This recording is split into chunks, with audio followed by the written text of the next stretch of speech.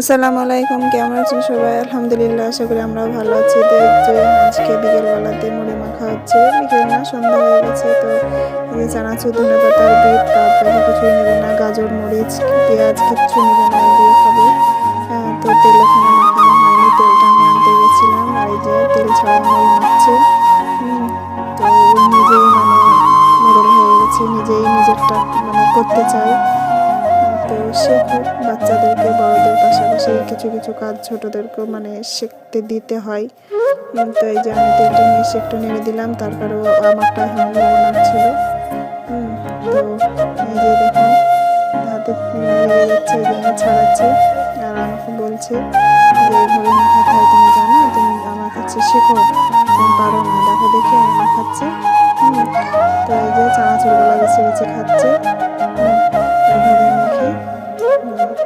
আমার বলছে তুমিও খাও আমার সঙ্গে। এমনি দেয়, অন্য কাউকে না দেখ, আমাকে দেবে। তো এই যে বেছে বেছে খাচ্ছে, ধনে পাতাটাকে ঠিক খাবে, ধনে পাতাটা খুব পছন্দ ওর। তো ধনে পাতা দিয়ে মুড়িটা বেশ খায়। যেদিনই মুড়ি মাখা খাবে বলবে আমাকে ধনে পাতা দাও, কিছু থাকুক না থাকুক, চানাচুর না হলেও চলবে, কিন্তু আর ধনে পাতাটা লাগবেই।